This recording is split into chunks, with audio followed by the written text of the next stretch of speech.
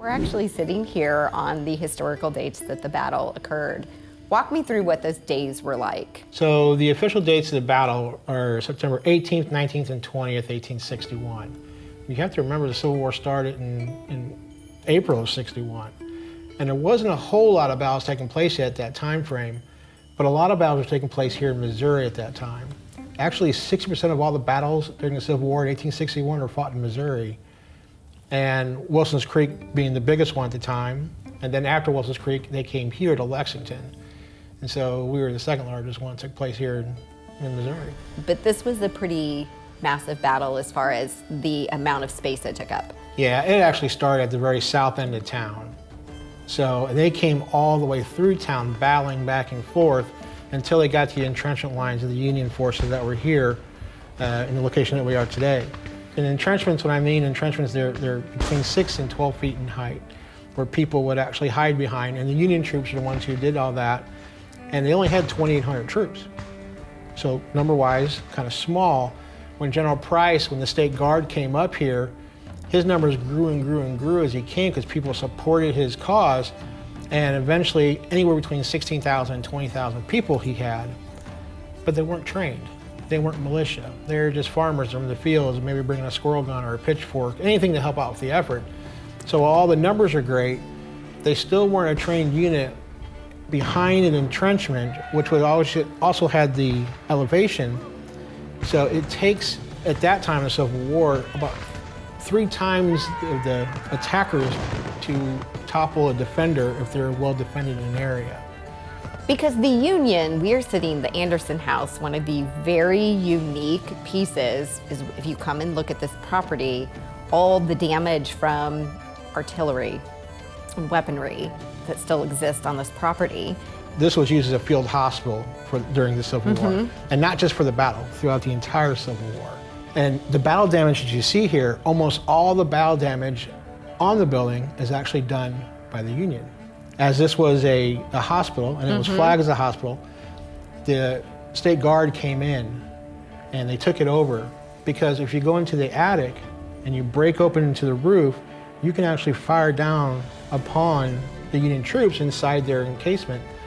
And so it was an unfair advantage. So Colonel Mulligan, who was in charge of the Union troops, was upset that they utilized a hospital that way. That was against the Articles of War. You don't, it's a hospital.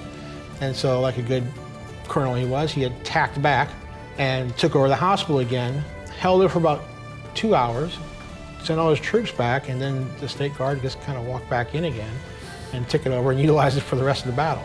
What is the unique when people come to visit this site?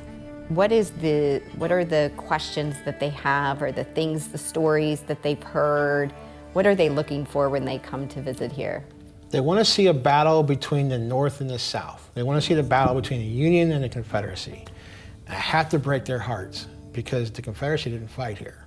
This was against the Union and the Missouri State Guard, which was actually formed to keep both the Union and the Confederacy out of the state of Missouri. We were supposed to be this neutral state, according to Claiborne Fox Jackson, the governor at the time.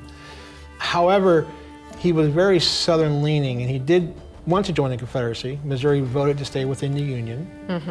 And 2 months after this battle took place, the Missouri State Guard did fold into the Confederacy.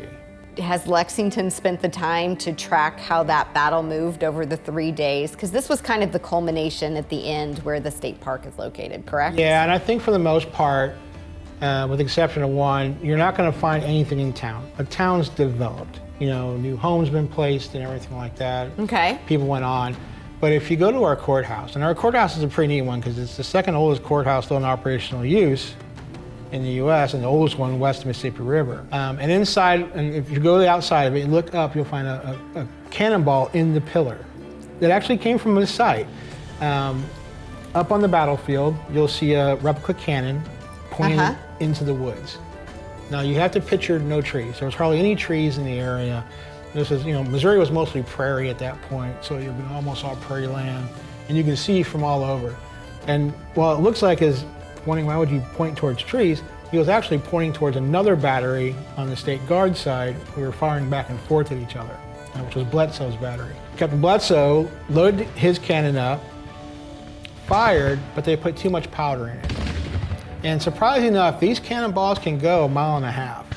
They can go far, and he didn't have the elevation right. Something went wrong, but he fired over the head of the entire battlefield, even where we are right now, past the Anderson house, all the way to town, and it hit that pillar. And that was a state guard who did that, because it's a 12-pound cannonball, and there was only one 12-pound cannon during the battle, and that was his. Ironically enough, catty corner from the courthouse is where General Price's headquarters was, and he thought he was getting fired upon from the Union, and come to find out it was actually his own guy. But they never knew that. Throughout the entire battle, they always thought it was a Union guy who shot that, until they actually decided to measure the cannonball and figure out, oh, no, that's where it's 12-pound cannon. Chris, I appreciate your time walking us through all the knowledge that you have here. I can see how excited and awesome this place is to you, so we appreciate your time and showing it to us today. I really appreciate you coming out. Remember, you're always welcome in Missouri State Parks. At Missouri Life, we encourage you to spark your spirit of discovery and experience the wonderful people and places that make our state unique. Like and subscribe to the Missouri Life YouTube channel to stay up to date with full episodes, exclusive content, and much, much more.